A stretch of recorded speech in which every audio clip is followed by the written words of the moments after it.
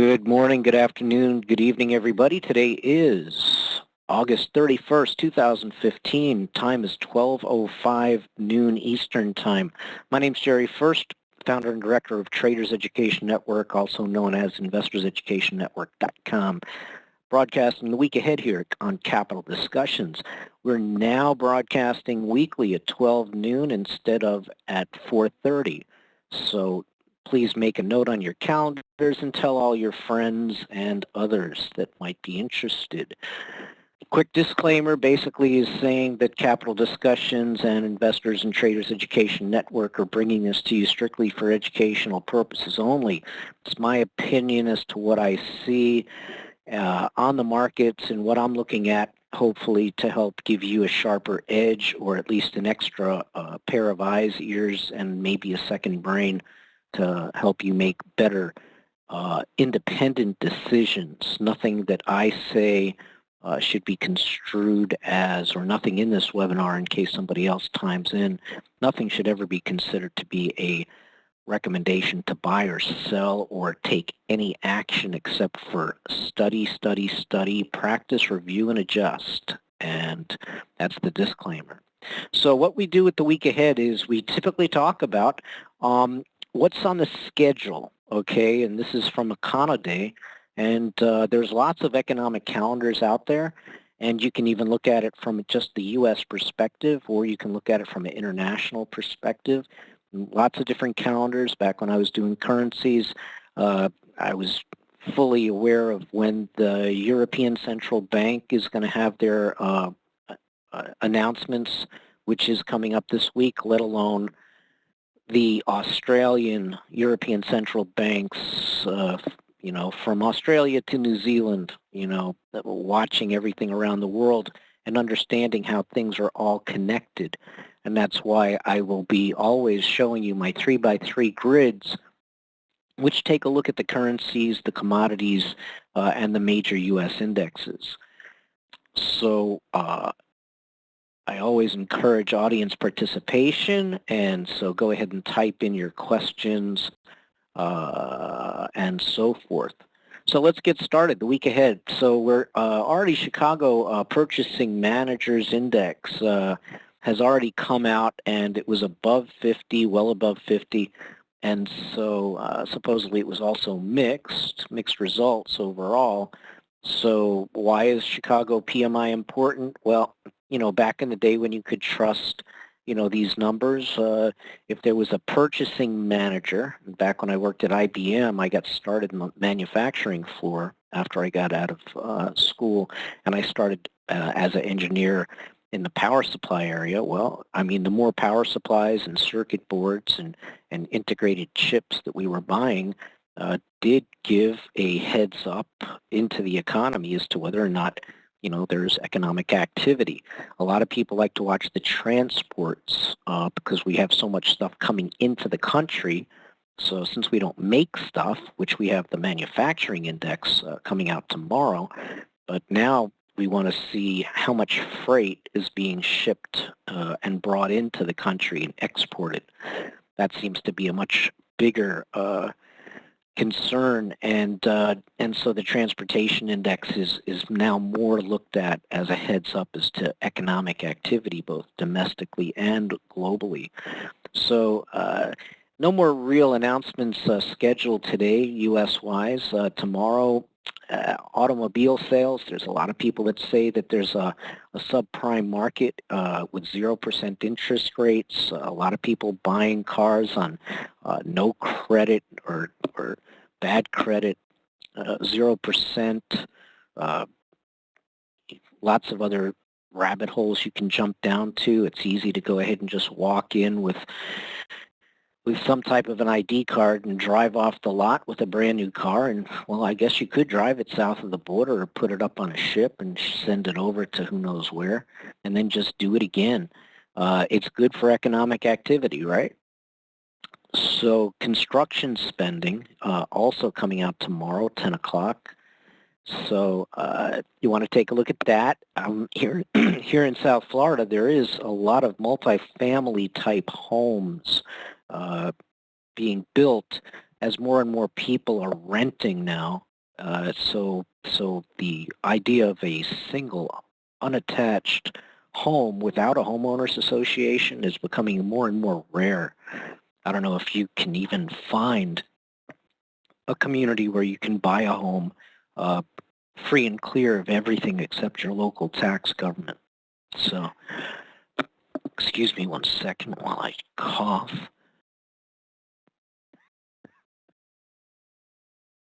All right, I just hit my mute button. Did you guys hear me cough?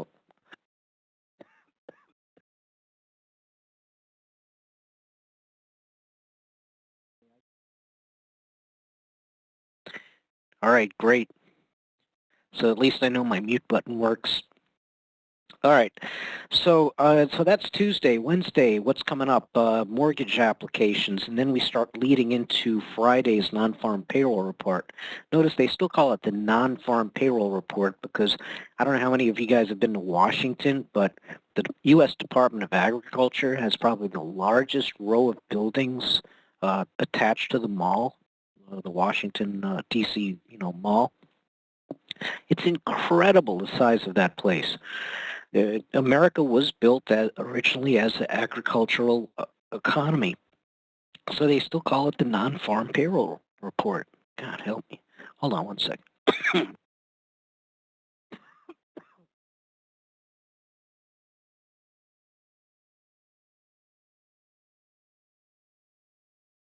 Okay, so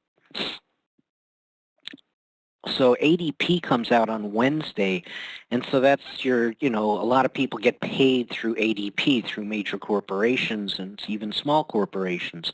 So ADP is a heads up as to people who are actually actively getting paid. My personal feeling is if you're between the ages of 23 and 60, okay, the prime working age years, if you have an active social security number, either you're paying your taxes, through your W-2s, or you're not. I mean, obviously, lots of 1099s these days, but it seems to me as if there should be some better ways to gauge actual employment. Then you have productivity and cost factory orders. So we'll see, what type of data comes in. I'm not sure if you guys are aware that the government keeps changing the formulas as to how they add these numbers up. And I don't know about your local supermarket, but the government counts if there's a bakery inside of your supermarket and they're baking bread, those employees are counted as manufacturing workers. If you work at McDonald's, you are considered a manufacturing worker. You are assembling a completed product, a hamburger. So it's amazing how they continue to expand and include numbers as they want. And of course, when they come out with income, inflation numbers, they like to exclude the cost of gasoline and energy unless if it fits their needs. So anyway, I have a critical eye towards all of these government numbers.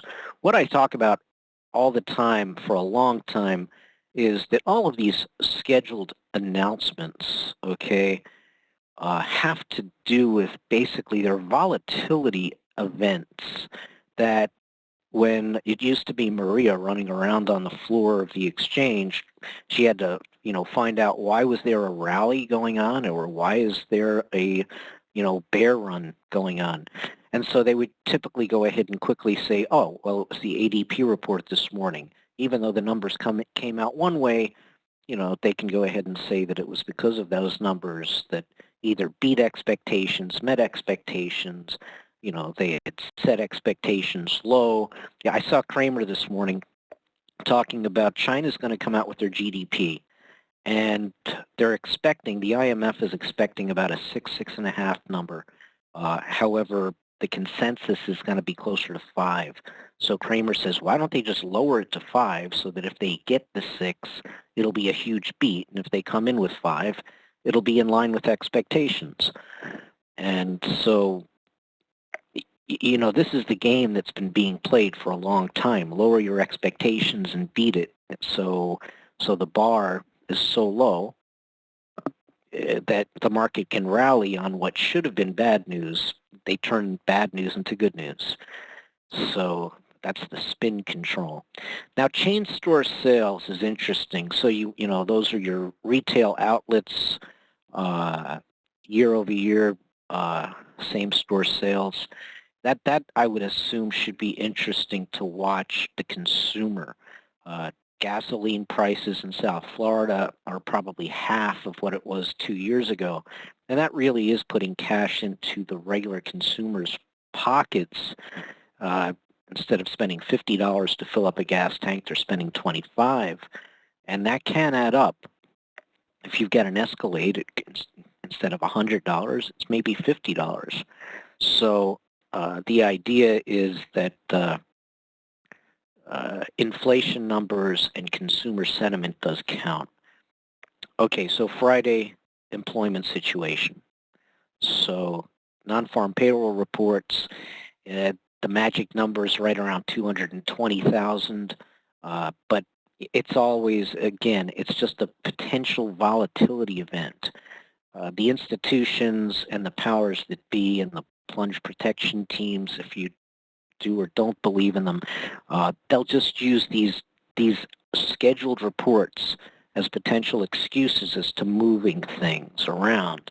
Now, the big news last week was the Jackson Hole convention over there in Wyoming, and all of the central bankers from around the world got together, and if you've noticed, Stanley Fischer seems to really be taking center stage.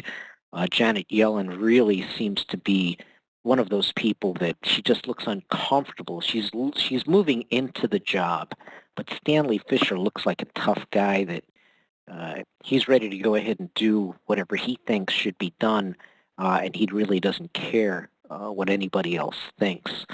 And so I would continue to watch Mr. Stanley Fischer and his announcements as to what the direction is. And from what he was saying on last week is that the 25 basis point interest rate hike will probably go ahead and start in September. There's talk that you don't want to let it go off into the holiday season, October, November, December. There is the continuing resolution, potential government shutdowns to watch out for. But something also that's not listed here is the European Central Bank has their announcement coming out. And so if you wanted to, what I do is I go out to, come on, I love this.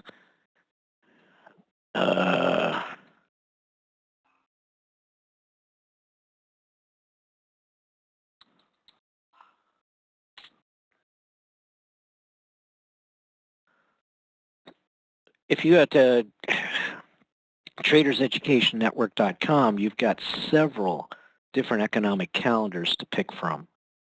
And so I just want to go ahead and show you that real quick, as long as it comes up. Sooner the better. Here we go. And if we go to economic calendars, you'll see over here the Econoday calendar. This is the screenshot that I get. And so if I wanted to, I could go ahead and change this to the international calendar. And you should be able to see, the international events on this international markets. Here we go. So anyway, we've got the also other calendars of interest. Forex Factory is one that I used to lean on heavily. I don't know how many of you guys are trading currencies, but this is a fantastic site as far as calendars go, and a pretty active community.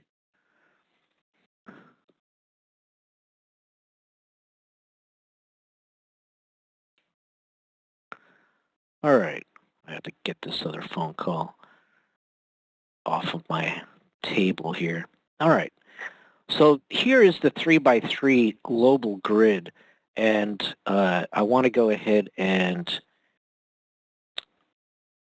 move into the charts. And I've been doing this for a long time. A lot of people consider me to be about as good as it gets when it comes to charting and technical analysis. Those aren't my words. That's from some people in the industry and people who've been trading and been around the markets and professional positions for a long time. And I've studied with some of the best educators in the world. I've been running Traders Education Network, Investors Education Network since 2002. So I've hosted a lot of the best educators in the world. And so this is what it looked like last week on the 24th, a week ago at 4 o'clock. Our webinars are now 12 noon Eastern time. We had just gone down daily 1, 2, 3, 3 huge down days, okay? And we had this tail that looked like we had that huge exhaustion move down on the open. And we have a lot of geopolitical headlines that I haven't even talked about yet. You know, China, we've got, they're dumping their treasuries. You've got Greece, which is now pushed off in the background. Puerto Rico defaulting on their municipal bonds is also pushed off the headlines. It's easy to get distracted with all of the other bread and circuses that goes on. And so there's a lot of real issues that are affecting the institutions. And when you take a look at a chart that looks like this, you have to go ahead and ask yourself, are we going to have another V bottom like we've had back here in October of last year, February of last year, October of the year before that? And notice that you typically get these moves down. Take a look. This is last year. Okay, you know pretty much had you know a run down into October. September, October are typically months to be wary or take action in the volatility if you like it. This is the presentation. That was a daily chart, okay? But look at the weekly chart of the Dow. Notice the 200 period moving average that's close enough for government work. Basically, let's just call it a touch, okay? The weekly chart, 200 period moving average was touched and tapped, and you can see that on this PowerPoint slide, I can maybe bring in more data on the live chart. Typically what will happen is you get touched, it will rally back up, maybe even go back up to the 50 period moving average, and then potentially retest the 200. Usually it's going to go ahead and double tap it, and it depends. It may or it might not. We'll see. How many people here at this point are thinking that we've already seen the worst of this recent pullback? Or is it just the beginning of a bigger correction and or a much larger geopolitical interconnected crash that's slowly building up? Because 2008, the crash of 2008 didn't just happen overnight. It really started back with Bear Stearns back in 2007. And it didn't get flushed out until March of 2009.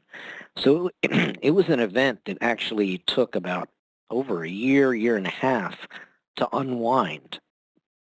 And so we have lots of opportunities. How many people here feel as if we have seen the worst of the situation and it's now safe to go ahead and, buy the volatility dips from this point forward? How many people feel as if it's a good time to sit on the sidelines? How many people feel that it's a good time to go ahead and look at the volatility and consider using options, because I believe most of us here are option traders, to sell the premium or consider the proper option trades to take advantage of the volatility, which typically means that the premiums are going up. So Ted says, I don't think we're done yet with the correction, right? And he continues, selling premiums pretty attractive. I'm right with you there, Ted. And I think that selling premium, cash secured puts being a beautiful way to potentially find stocks that you like on sale. If you loved Facebook at 100, you could go ahead and sell the 80, 85s or whatever. Maybe we'll get into that in a couple of minutes. So far, I've only got Ted. Thank you for sharing. How about Bruno, George, Ida, John, Ken, Manju, Mark, Max, Patrick, Wallo, Steven, Sunil, Ted, thank you, Ted, Tom, Wayfried.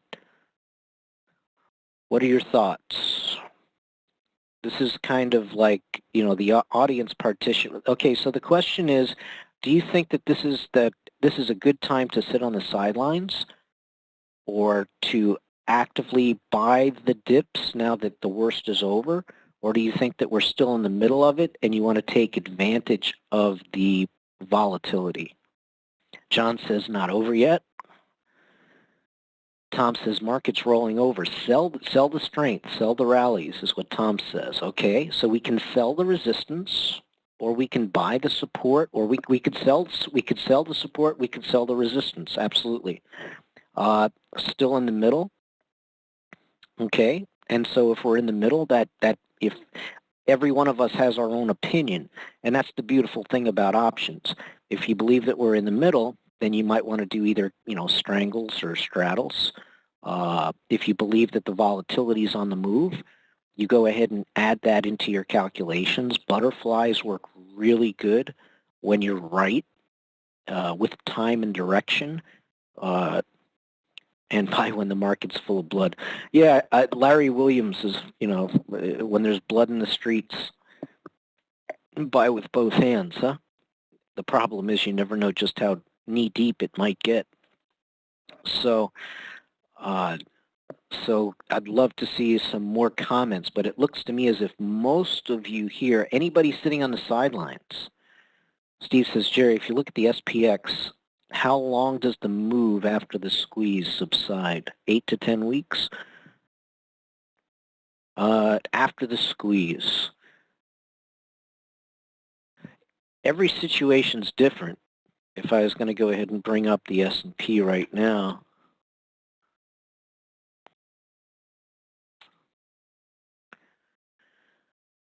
what I typically would do, I like to look at history as a guide. So, the problem with this, looking at a monthly chart, take a look. You got, here's your classic chart here. So we don't know whether or not, look, the plunge protection team, there's some people saying that the European Central Bank is going to start their version of QE. If that's true, and the Federal Reserve of the U.S. has pumped a lot of money into the European central banks, it might be time for the European central banks to start doing their lifting. You have to take into consideration all of the geopolitical issues with China dumping treasuries. Some say almost $1 trillion, supposedly. There's been at least $100 billion dumped earlier in the year and another $100 billion in the last few weeks from the reports I'm reading. So there's tons of treasuries being dumped into the market, and maybe the Chinese think that they were smart and they were going to kill the dollar, and maybe they're playing our game. They're playing Goldman Sachs' game, and they don't understand the seesaw effects of destabilizing currencies. Maybe they do. Maybe they don't care. All central banks are in deep, yeah. Yeah, but it's a great point, Patrick. That it's a simplicity. When I was at the Federal Reserve in Miami and they were taking questions, and it was in October of 2011, and I said, you know, you guys did a great job of fixing the banks, and I assume that's your job to take care of the banks. But, you know, until you fix the retail public, what difference does it make? You know, with all the trillions of dollars, I mean, think about it. We're now at about $20 trillion in debt in the U.S. And the original TARP was $750 billion to stabilize the markets. Only half of that was used, and it was repaid at a profit. Not to be too political, but when Obama came into office, he asked for and got $1 trillion as a economy stimulator that went to shovel-ready jobs that never materialized. They would have been better off just handing, if they would have just paid everybody off the interest. It wasn't all that long ago that interest was a tax-deductible event because, look, you're doing good for the economy. If you're buying stuff, and that's what they want us to do, if you're buying stuff, you're making money move. And so go ahead and give people a tax break on all the interest that they would have had to pay. I mean, I've talked to Steve Forbes face-to-face a couple of times, telling him that his flat tax is a good idea, but why not just have a national sales tax? And he said, you know, couldn't happen. So anyway, I'm sorry, the question here is how long does the move after the squeeze, how long does it take? Rather than look at the S&P 500, okay, on a monthly or a weekly chart, because you can see, look at the hammer right here. That's last week on a weekly chart. You got the hammer here, you got the hammer here, you got the hammer here, you got a spinning top there, you got a hammer here. It looks to me as if, although we've really, really broken this trend line, and we've really broken on the weekly chart, the 50-period moving average, that hammer to me needs to, this week, okay, if we move up closer towards the 50, that's going to be a really technically bullish signal. Notice that I've got, and these trend lines that I've drawn are from smaller time frames. If we get back up over here and close the week around 2060, so here's my first, you know, numbers for you to go ahead and take note of. If we can close right up around there at about 2060, that to me would be extremely bullish technically from a candlestick charting perspective. You would have effectively what's called a morning star pattern, where you have prices made a high over here, and then a huge run down, exhaustion move to the downside, flushing out a lot of stops, getting a lot of the bears to cover their shorts, and then another move to the upside just to make sure that the bears are slaughtered once again, and then it comes back up and tests the top of the trend line again. So, so typically, you know, you could expect that either we're going to get a move down, and it either like closes around here, or it even goes worse if it breaks. If it breaks below last week's low, then you know that we're really in trouble as far as, you know, for people who are bullish. And we're most likely going to be heading down towards the 1700 range for support. But if we move to the upside, up back to the 50, then we could probably go ahead and say that we're probably going to be rallying back into this trend channel. And I would anticipate maybe some chop, because we're going to start going into Labor Day. We're going to go into everybody comes back from work, I guess, from the Hamptons. Back in the old days, everybody took off for the summer. Sell and May go away. Now they get back to the desk, and they have to go ahead and, you know, rebalance their books for the quarter, so they can go ahead and say, look at all the work that they did, so they can take a vacation again come Thanksgiving, New Year's. Let's see, questions. With the fast-moving tech stocks, Amazon, Google, Netflix, Tesla, would like more accurate entry-exit points, so sitting on the sidelines for the time being. Gotcha. So, yeah, we've got, I love those stocks. You'll see typically, let's see, high volatility ATRs. So I'm typically looking at Priceline, Merck, Chipotle, Google. I'm sorting by this, but Netflix should be in this scan. Those to me are the bread and butter of someone who's focused on options with a laser focus and knows how to go ahead and accurately move, adjust, and reposition as the market moves. And that means not being stuck within just one type of a trade. It's good that people understand calendars and condors and everything in between, butterflies. The idea is to eventually you start morphing your trades, based around, you open with an entry position and then you start morphing your trades until it no longer resembles anything that has a name. It's just your own glob that you're actively managing. Eventually you clear the decks and then you start again with an entry point. So the idea of looking at Amazon and coming out now, so here you can see here on my weekly charts, I have lots of support levels already labeled. Okay, 431, 406. I've got a moving average down here at about 380, 385, 388. And then I've got a real good fib cluster for Amazon at about 350. So the idea there is, you go over into, how many people here use option view? If you use option view, go ahead and type it on in.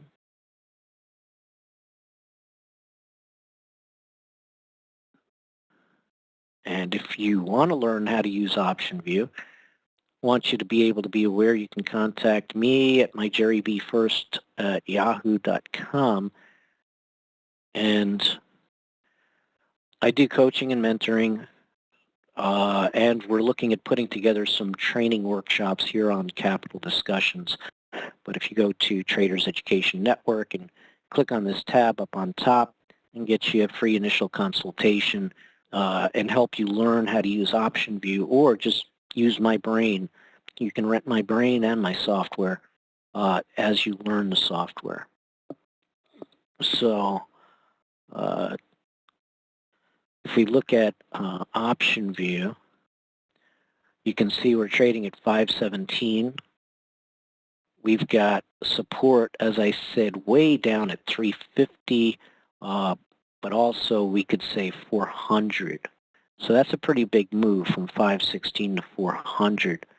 And so if I wanted to, if you love Amazon, at 500, well, you could get paid $5 to sell the 445 as an example of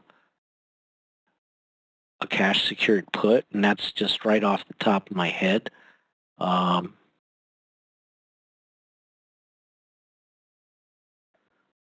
Puts,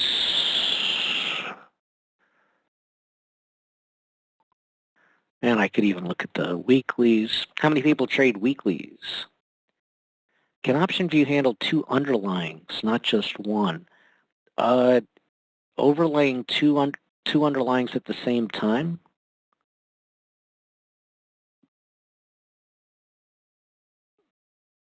When you say two underlyings, and Ted and Stephen, I don't know if you're saying that you're saying that you use option view, I assume. Yeah, right. And I really like the way that I can compare. I don't believe, that's a great trading weeklies, yeah. It's interesting because I've never really thought of using it dynamically. They do have a hedging option where if you go ahead and hit,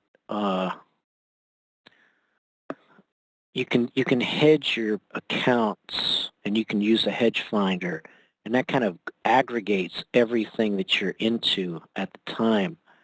But it does not necessarily allow you to pick two, but you could put it in a simulator, for example, and you could go ahead and have an account, I assume, Or you could, in other words, you get creative with the software. Go ahead and drop 2 different symbols into a simulator account, then run the hedge finder, and it might be able to aggregate something. But for example, plot the SPX and the SPY on a profit and loss graph. Yeah, I don't think so. Anybody else have an answer on that? I don't believe that OptionView is able to overlay. They're pretty good, but that would be pretty complex, mixing 2 underlyings. I know that Jim and Tom do a good job. I think they're going to have, I think, Mr. Hogan from OptionView doing some training. So I would encourage you to tune into those sessions. So anyway, so here's Amazon. I mean, look at the premiums that you've got. They're pretty good. You can go ahead and it depends. I always like to get at least 75 cents minimum if I'm going to sell an option. So we've got 19 days to September 19th. We're trading at 517. I could go ahead and sell, the 440 put for September and put about $1.25 in my pocket. That's just a place to start, okay?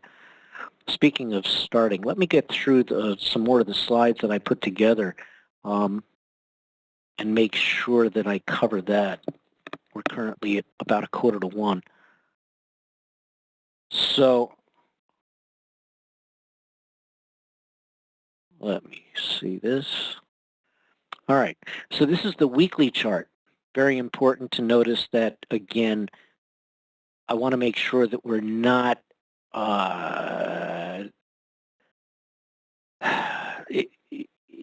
I can make a lot of money on the way down, but I want confirmation this week, technically, that we're either stuck inside the shadow of this candle wick, or we break below. If we make a rally up above 1700, 17.5, then I would say that technically the markets are rebounding, and it would be difficult for me to take a negative bias with any conviction, strong conviction. But the volatility levels are just beautiful, so the premiums are good. Okay, again, Traders Education Network. Go ahead and click on that if you want to contact me. I've got my email address here on the bottom. Or contact, Tom at Capital Discussions. And we're looking at putting together a beginner's course. If you know somebody that wants to learn, the basics of options and then charting and technicals, go ahead and stay tuned for the messages coming out of Capital Discussions. So this is a chart from 11:30 this morning. It's about an hour, 2 hours later. And so notice that the S&P 500 on a daily chart over here, we've been stuck in a range. We broke that very strong support line, had that huge fear last Monday morning, flash crash, some people call it. Same thing with the Dow 30. And now we're trying to come back up. Is it out of the question to come to the trend line break? Not at all. I'd probably say that between now and the end of the week, will we hit the trend line break? It's probably a good bet. Better than 50-50. Not a recommendation, but I'd say that it's just the way that the charts like to respect, moving averages and trend lines. They'll come back and tap it, give people a second chance. Take a look up on the top row. We have the euro versus the dollar, the pound versus the dollar versus the yen. You can see here's a trend line break in reverse right here. Here's an example. So the dollar got crushed against the yen. Now it's coming back up, and you see a really, really strong support line here that was broken, which now is going to become resistance. One of the things that I love about the currencies is that they work so good technically. The problem I found is that most of the brokers were working against retail clients, so I didn't feel comfortable staying inside the Forex world. And I figured I'll go back to my original passion, which is with options. And so I left promoting Forex back around 2010 after they made a lot of changes, 2009. But I still watch it because my experience with the currency markets is that you have commodities and currencies, and then the stock market, it's just another place to park cash, as well as the bond market, which is a whole nother story. Take a look at oil trading this afternoon at about 45.60, gold trading about 11.30. You can see here support lines that were broken and retested, and a lot of speculation about whether gold's been artificially manipulated. You can trade the paper, but what happens when you try to actually buy the physical commodity of gold? It's interesting discussion. And then here, this is the weekly charts. It says daily, but it should say weekly. Okay.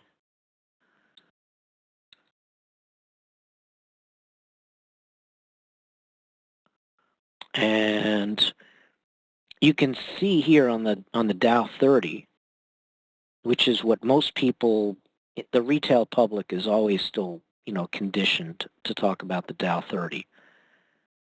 And you can see, look at the support lines here, going back to 2013, how a beautiful support levels here, okay, and how that exhaustion move flash crash of last Monday has tapped, and where did it stop?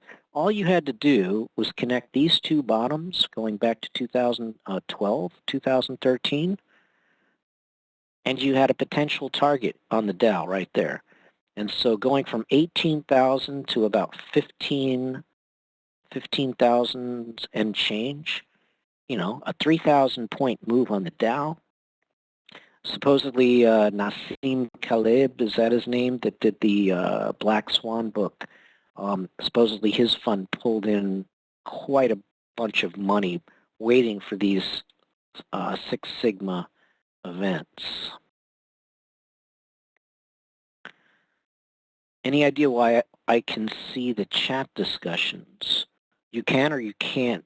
Patrick is asking, any idea why I can see the chat discussion? Is there a lower trend line waiting to be hit in the Dow? Okay. Oh, can't. Patrick, I don't know, is anybody else having trouble seeing the chat session? What I do is, you probably see a gray box, but I go up to the top of my screen and I have lots of different boxes here. I hit the chat with the participants, and a box will toggle on and off as I click it. And of course, I've got that off on another screen. So it's possible that you could go ahead and log in, log back out. And sorry about, some of you guys are typing things privately, so I'm sorry if I'm possibly disclosing something you meant to be private. Okay, no problem, Patrick. Manju, okay, very good. Okay, so this is from the summer and fall of 2011, where we had a huge drop down. This is back when we were going to go ahead and default the S&P downgraded the U.S. And what I wanted to go ahead and show here was, again, how these chart patterns repeat, and that's what I look for. I consider it to be very similar to like an X-ray technician or an MRI technician that can quickly look at a chart or an X-ray and see patterns or see things that it takes a trained eye to see. And also the way that you use the equipment, so you can increase the contrast or the brightness. So that's the analogy I use to using charts. And so learn how to use your software. For those of you who haven't seen me present before, I've been doing this now, running Investors Education Network in South Florida live since 2002. but I was actively, started my own Schwab independent account back in 1987, back when I worked at IBM. And so it's been very rewarding. I like making my own hours, doing my own thing, and being around smart people who are tuned into what's happening in the world. When they talk about reality shows, I think this is the best video game and best reality show in the world. And so on my own dime, I've gotten my way to grab a seat at the table in the Board of Governors room. There's Ben Bernanke here. This is head of the U.S. Chamber of Commerce and deputy director of the IMF back when I was doing my courses at university, teaching technical analysis and charting. And being invited to these places, bumping elbows with a lot of these people gives you a little bit extra perspective as to, who are these people who are really behind the curtain. And I enjoy it. That's what I do. And I love teaching and coaching and mentoring, and take advantage of it if you want to.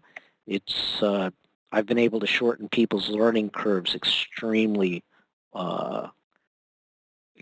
well.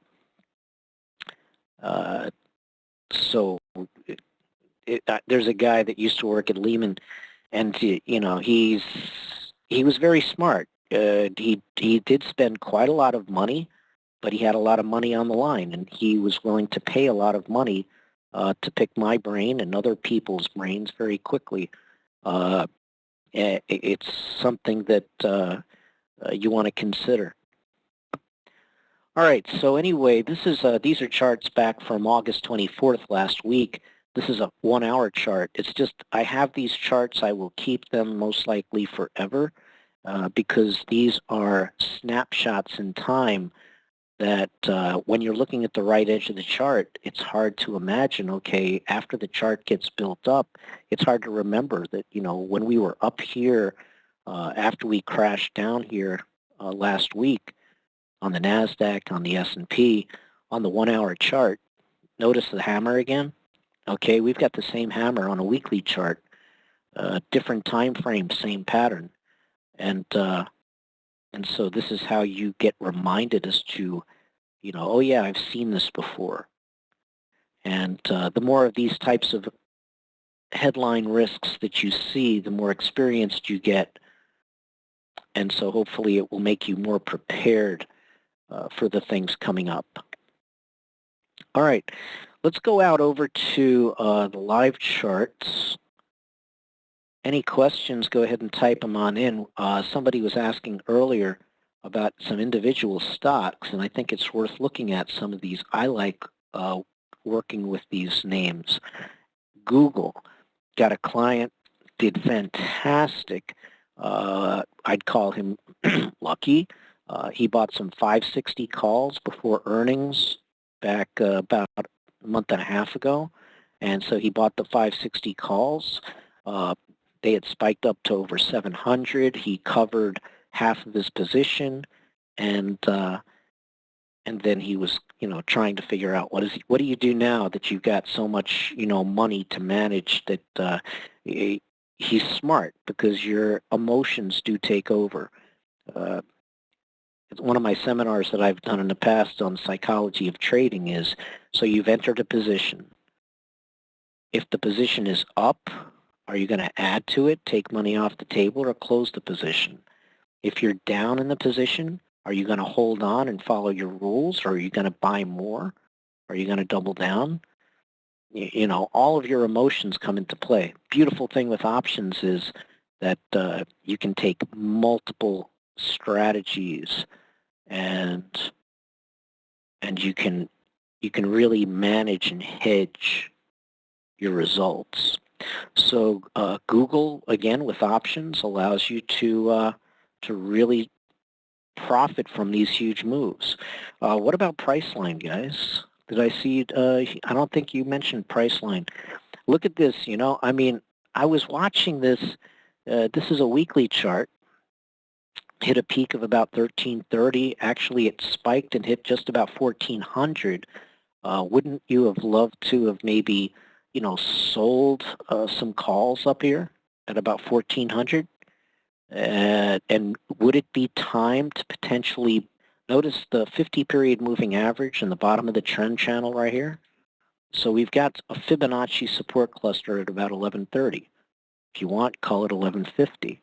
So for Priceline,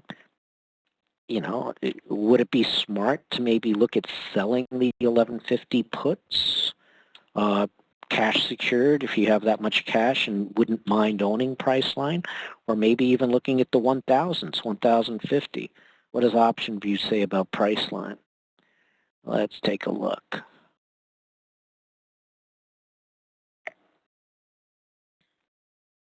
Okay, so with Priceline, on the put side, first, the interface with OptionView, I think, is second to none as far as being able to just quickly click and see a lot of the information and manage portfolios. Len Yates has done a great job over the years. He worked at IBM as well. So we had this volatility spike on the daily, and we can see that the average implied volatility for 3 weeks is about 27, 6 weeks about 30, and then it drops down to around 26, 27, going out to about 3 years. So you have these volatility spikes and then the earnings crush. Okay.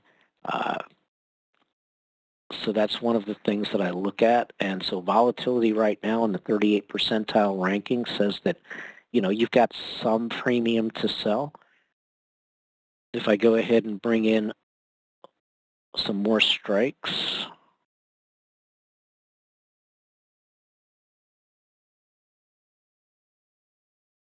so here the 1000, let's come on, update. Are you going to update? Here we go. Come on, you can do it. So you've got the 1,000 puts are trading for about $1.55 for 26 days out. And you could go ahead and go out to October, which is 47 days. Or if you want to stick in the sweet spot, 33 days, you can put about $2.25 in there. And so interesting, let's say that you wanted to, let's say, buy 10 and do a calendar.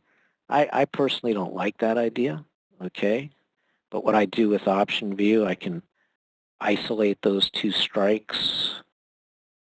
There's my risk-reward graph. Looks like a butterfly, right? There's my time decay.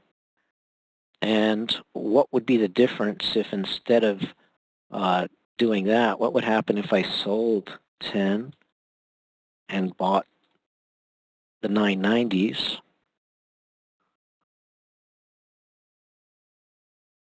Okay, here we're trading all the way up here at about, what, 1255 is the current price, is that right?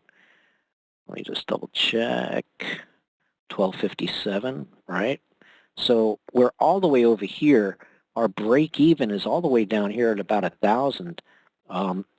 We're not making very much money at all, so you can just quickly see this is a no good trade. And my first heads up on any trade is to very quickly look at my risk versus reward. And so, I like the fact that if we were all the way over here, what are the odds that we're going to get to standard deviation all the way out, 3 standard deviations? It could happen very easily, especially with something like Priceline or Google.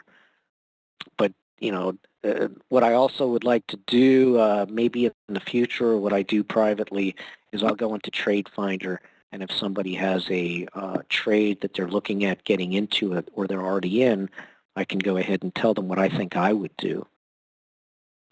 So what expiration month on Priceline? Yeah, I'm just running off the top of my head real quick, so I'm just kind of showing you the, when it comes to Priceline, where I'm looking at the support level at about 1,000, okay? I mean, and that's way down here. If we have a real market correction, Price line will probably get crushed. You can see how it could easily drop 250 points or 100 points easily. So going from 1250 down to 1000 or even 1050 is not out of the question. And but the premiums that you can go ahead and get, okay, so the weekly, the 33 is what I was showing you. That's the sweet spot. You know, if you sold the 1,000, you could put about 2.25 in your pocket. Now the problem is it's a $1,200 stock. So be careful in times whenever you sell an option, you're obligated to pick up the stock and deliver it. So make sure that you're covered. Selling naked puts is never a good idea. Selling cash secured puts where you want to buy a stock on sale, you love it at $12.50, you'd love it even more at $1,000. So you can go ahead and just, slowly put money in. If you end up getting assigned, you end up with 1,000 shares, then you start selling the covered calls. We've got resistance on price line up at about, let's call it 1,300. So the calls at about 1,300. Look at that, 24 bucks. It's pretty good. So you can go ahead and start selling covered calls. You don't care if it gets taken away. It's the attitude you have to have if you're selling covered calls. What are some of the other ones that? Let's see here. Netflix, Tesla. Okay, so Tesla over the weekend or last week, it's interesting. Tesla got ranked as GoPro. Tesla got ranked as one of the best stocks, one of the best cars ever by Consumer Reports. And Elon Musk, you have to wonder, this guy is in the middle of solar energy. He's in the middle of electric cars, and he's delivering groceries to the space station. And, you got to wonder, man, this guy is really connected. He's given Richard Branson a real run for his money. Solar City is another fantastic stock. Look at the way I have my matrix set up here. Here's market price, theoretical price, and open interest on the top row. So we have 1,268 contracts on the January leaps. We've got the bid and the ask in the second row. Time premium I have in this case right now. You got $50 of time premium in the 260s. And then we've got the midpoint of the implied volatility at 44% in this case, and the delta is a 60. So that's the way I have this setting for my 3x3 matrix grid. We're now past 1 o'clock. I need to wrap things up. But what I love about this, at least with Tesla, look at the open interest all over the place. I mean, I love, I get extremely nervous if I open up a grid and I see very little open interest. In fact, Solar City, as long as we're going to talk about Elon Musk, Solar City was a fantastic momentum stock about 2 years ago, doing great, and then fell out of favor. And you can see, look at the open interest compared to Tesla. You've got the 50 calls. You've got some open interest here at 50. It's trading at 48.88. Let me go ahead and put time premium here, keep it consistent. And you can see this is all time premium at 50. So that would be a separate lesson to go into. What do you do with time premium? Some people just love to sell premium, okay? And so that's one of the key factors I look at. Open interest. Look on the put side. Lots of open interest on the 50 puts. okay, but not really comparable to Tesla. And what was the other stock that you had there? Because you had a good little momentum list there. Netflix, yes. Let's take a quick look at Netflix.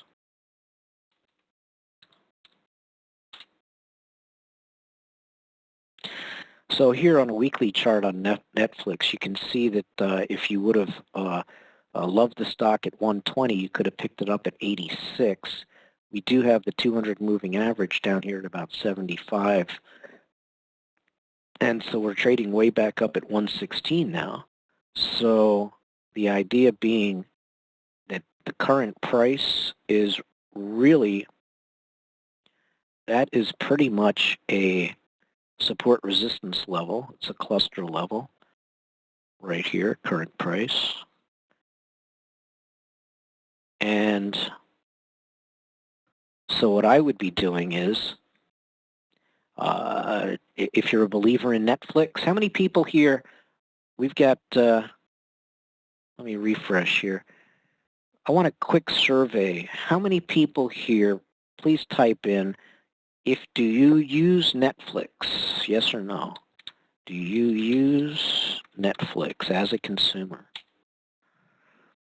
Real quick poll. Steve says no. What about Andre, Ethan, George, Ida, Manju, Mark, Patrick, Riza, Stephen, Sunil, Ted? Okay, Ted says yes. Ted, tell me why you like Netflix if you like it. Is it worth it? How much do you pay per month? So a bunch of no's, and I'd say that most of us are pretty technical. Never tried it, right? Because personally, I'm looking at cutting the cord again and teaching other people on, as I work with stuff, streaming TV shows and movies when I want to watch them, exactly. And how does that compare to Roku and was it, I think Streamcasting can do a lot of binge watching on it. Exactly. So, and YouTube, you can usually, if you want to, you can find still a lot of stuff. And then you got Hulu. So I think that there's a major, one of the reasons why I talk about this, we're looking at Netflix, is, you've got Comcast, which is in the crosshairs. A lot of people are saying that, the propaganda is everybody loves the sports, but that's not true. One of the things I talk to people about, if you're ever watching the news shows or if you're ever in a discussion and somebody says everybody knows that Netflix is going to take over and Comcast is going to go down the drain, well, it's like, first of all, they've just changed the entire atmosphere of the conversation because not everybody knows that. It's a propaganda technique, okay? So my red flags go up as soon as I hear somebody personally or on TV says, everybody knows blah, blah, blah. No, that's not true. So sports on Netflix, and there's a lot of pirate sites that I've seen. I don't use it, but there's some people. I wouldn't go to a lot of the pirate sites because you never know what kind of viruses you can end up bringing into the network. Everything's going through your router. So I would just be careful. But it's interesting from this flash poll here. It's not really too scientific, but I'd say that we're definitely on the techie side here, that for the most part, nobody's really using Netflix. Are they going to take over? I don't know. They have their own private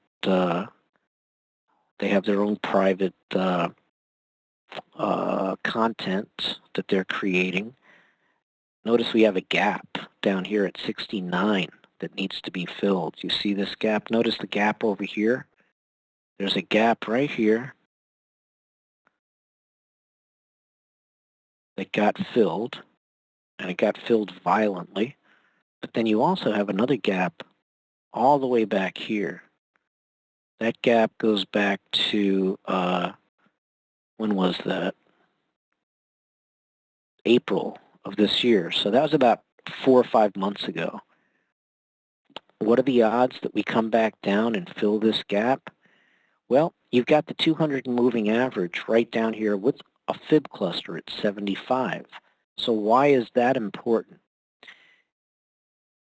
If you believe in the black swans and you think that we may be getting, notice I made a trend line. I'm going to create a parallel trend line, and then I'm going to see if that fits and connects tops to tops, bottoms to bottoms. It's close. Excuse me. It kind of, this trend line that I copied here to here, notice kind of helps fill this gap right here. So if you wanted to, the 76, 75s on Netflix, and then I'm going to have to wrap up here.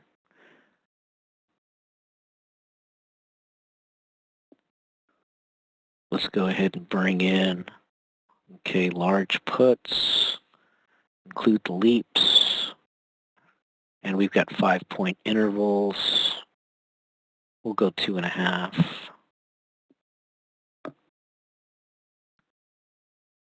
So here we go. So the 75s, pretty much right here, 75 and 80, okay? If we were to drop down to about 69, which would fill the gap, that would put the 75s in a real sweet spot. So you could go ahead and, let's say, buy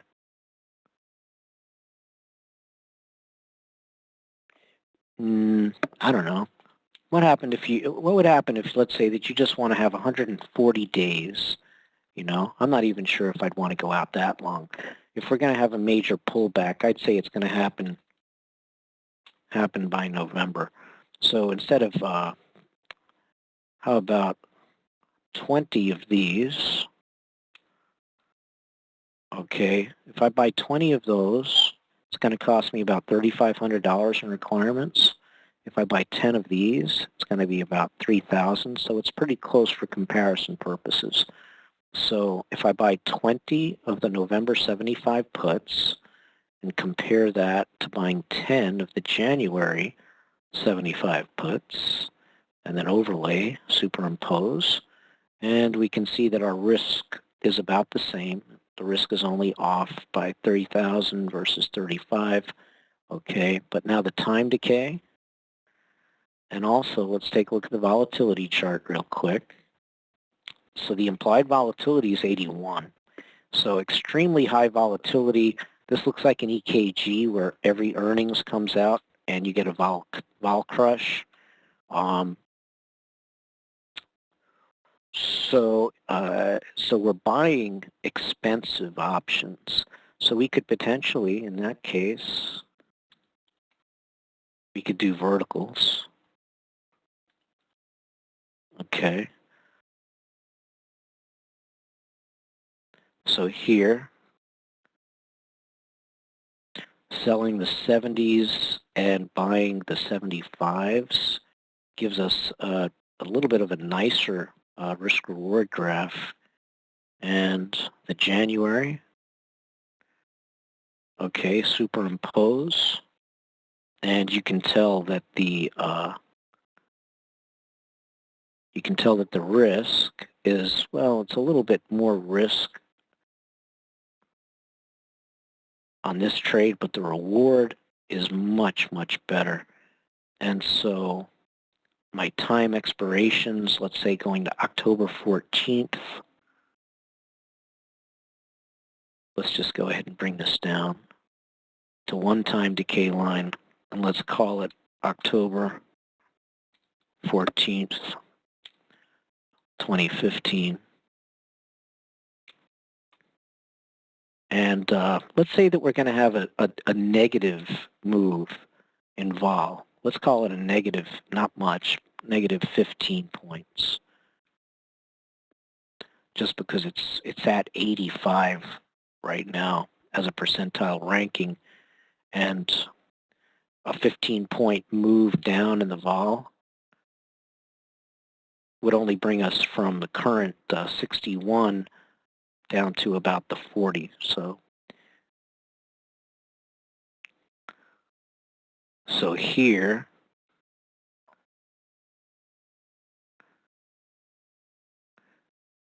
if we were to get down to the 75 range or even 80,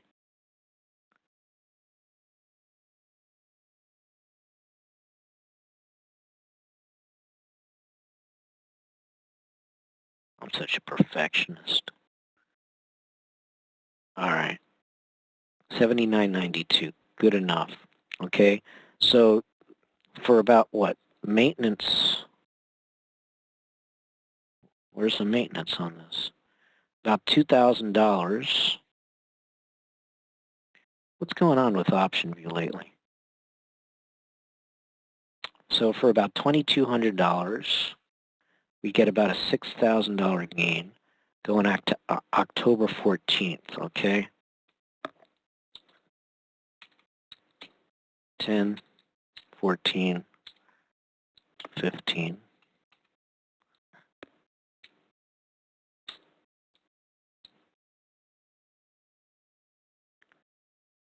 Okay, with the price of 80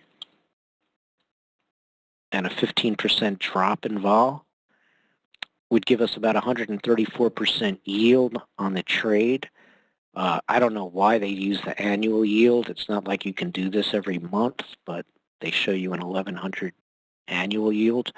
But putting 2,200 at risk, potentially bringing in 3,000 if we were to come down to 80. Notice if we drop down to 75, you'd end up with a $5,600 gain of about 250.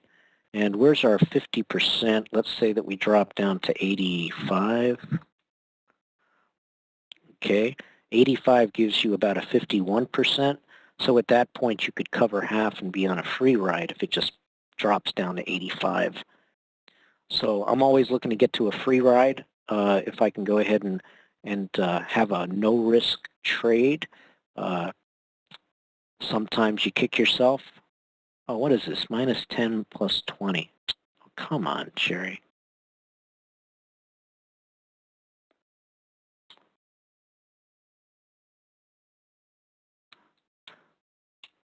We got to redo that whole thing.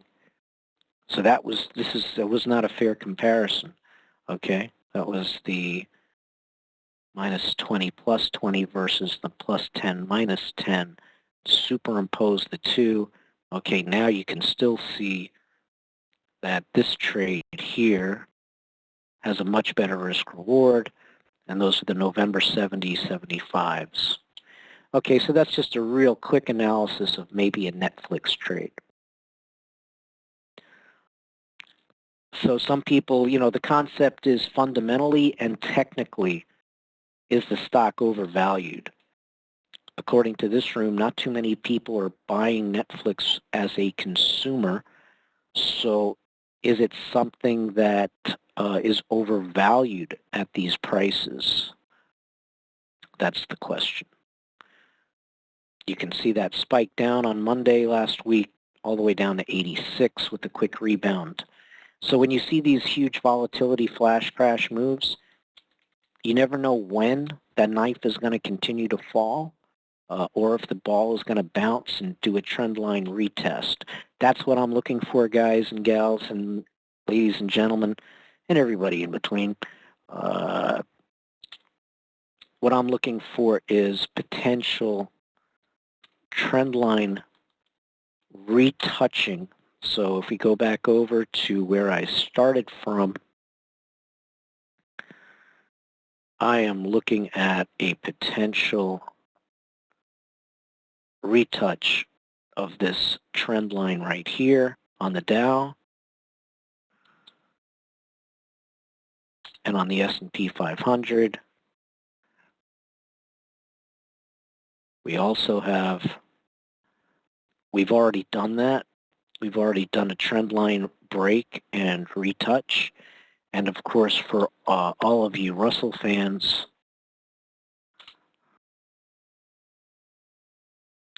the Russell.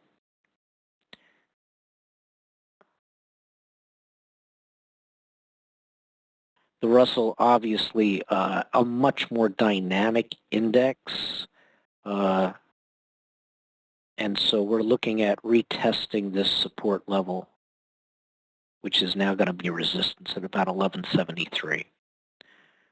All right, so with that, everybody, I want to go ahead and say thank you for tuning in. Again, my name is Jerry First, founder and director of Investors Education Network, bringing you the Week Ahead webinar, where we'll go ahead, we look at the calendar. I'll go ahead and look at the charts. I'll take your questions. And it's a good way to break up the day after the European sessions close at 11:30 Eastern. And bring your questions, bring your trades to potentially analyze, bring your stock symbols, and I'll pull them up. And this was the first time that we did the 12 noon Eastern time. And again, if you're interested, fill out the survey form on the TradersEducationNetwork.com website, and we'll go ahead and once you fill out the survey, it makes it very easy for me to quickly get an idea as to where you're at, where you want to get to, and whether you want to shorten your learning curve or if you just want a second pair of eyes and ears to go ahead and what would you do in the situation type thing. A lot of people, get a lot out of that. I've been doing this for a long time, so I'm not a cheerleader for any particular position. I try to find out what your bias is and then work on your assumptions, and then I tell you what I think I might do. But we'll leave it at that. So thank you very much, everybody. We'll see you again next week, and be ready for some more announcements coming from Capital Discussions regarding some beginners classes, as well as some other opportunities for coaching and mentoring. So have a great week, and we'll pick it up later.